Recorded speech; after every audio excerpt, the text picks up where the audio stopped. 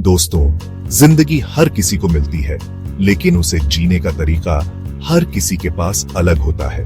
किसी के लिए जीवन सिर्फ समय बिताने का नाम है और किसी के लिए यह अपने सपनों को सच करने का अवसर।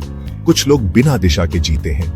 वे सुबह उठते हैं, रोजमर्रा के काम करते हैं और फिर रात को सो जाते हैं। लेकिन जब उनसे पूछा जाए, तुम अपने जीवन में क्या बनना चाहते हो, तो उनके पास कोई स्पष्ट उत्तर नहीं होता। दूसरी ओर कुछ लोग होते हैं जो अपने जीवन के लिए एक लक्ष्य तय करते हैं और वही लक्ष्य उन्हें साधारण से असाधारण बना देता है।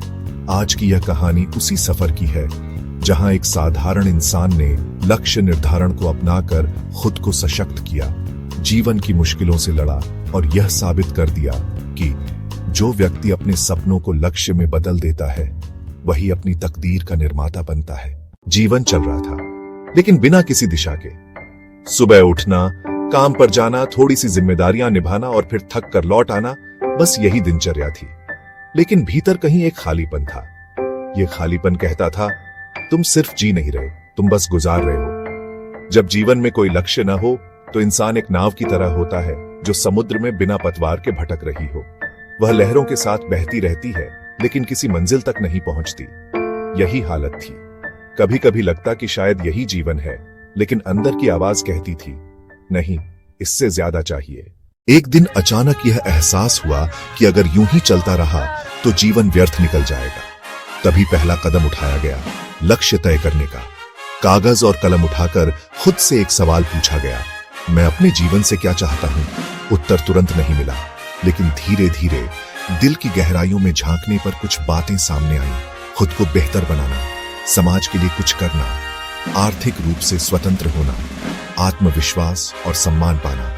इन इच्छाओं को लिख लिया गया और वहीं से शुरू हुई गोल सेटिंग की यात्रा।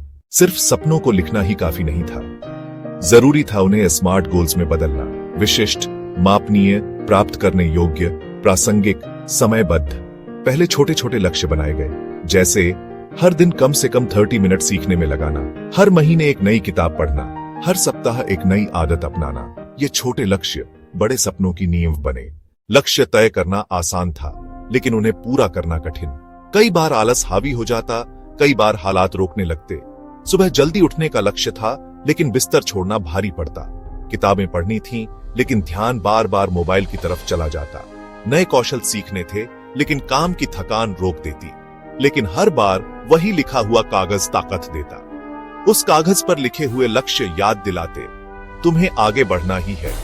धीरे धीरे जीवन में अनुशासन आने लगा और हर छोटे लक्ष्य की उपलब्धि आत्मविश्वास को और मजबूत करती गई। अगर यह कहानी आपको प्रेरणादायक लगी हो तो इसे लाइक करना ना भूलें। अपनी राय कमेंट में जरूर लिखें और ऐसी ही मोटिवेशनल कहानियां सुनने के लिए सब्सक्राइब करें।